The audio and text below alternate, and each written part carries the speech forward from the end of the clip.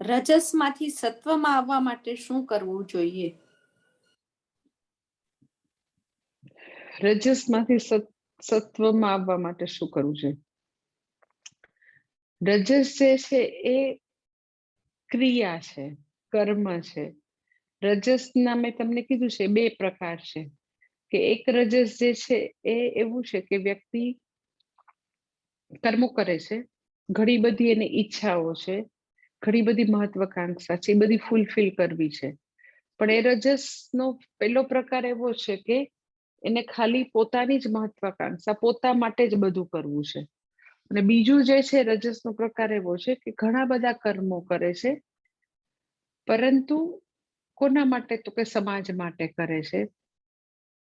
Or you can say નિષ્કામ કર્મો છે.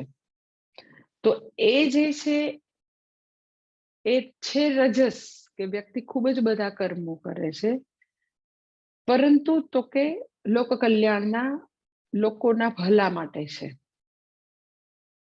એટલે અહીંયા જ્યારે વાત કરે છે રજસમાંથી સત્વ, તો કયું રજસ? તો કે વ્યક્તિ જ્યારે સ્વાર્થપરાયણ જીવન જીવે છે, ખાલી પોતાનું જ વિચાર કરે, અને આવી અતિશય એનામાં બધી બધી ઈચ્છાઓ પૂર્ણ કરવાની, બધી અધૂરપ જે છે, ઘણી બધી તૃષ્ણા છે, એની પાછળ જ હોય ને, એના જ કર્મો હોય.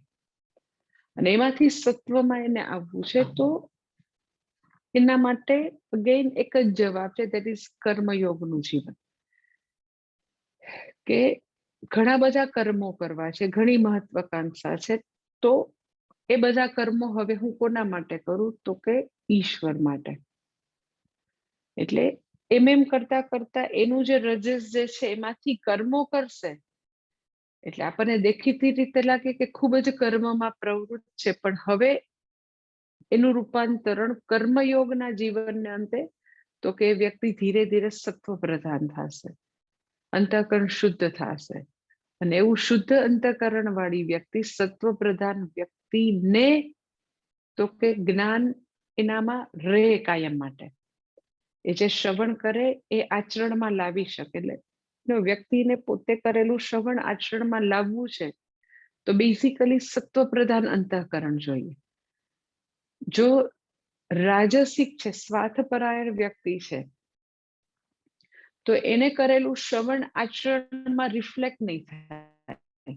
પોતે સાંભળી લેશે, સમજાશે બી ખરું, પણ બેઝિકલી તો સત્વ પ્રધાન નથી, એટલે કઈ તમને પ્રોગ્રેસ દેખાશે નહીં. એનું જીવન અને એની પાસે જે કઈ જ્ઞાન છે, એટલે વ્યક્તિ અને એનું આચરણ, બનામાં તમને બહુ જ અંતર લાગે. વાત એ બહુ બધી કરે, આપણે જેને કહેવાય ને કે પોથીમાના રીંગણા, અથવા તો પરોપદેશ પાંડિત્ય, એવી બધી એની વસ્તુ હોય કે ખૂબ બધું પંડિતાઈની વાત કરે, પણ એ પોતે શોકાવિષ્ટ હોય, એને પોતાને તો કે ઘણી બધી તકલીફ હોય. એટલે એ રજસમાંથી સત્વમાં આવે તો જ્ઞાનને આત્મસાત કરી શકે, કારણ કે જ્ઞાનને આત્મસાત કરવા માટે બેઝિકલી સત્વ પ્રધાન જીવન, અને એના માટે કર્મયોગ ઉપાય છે.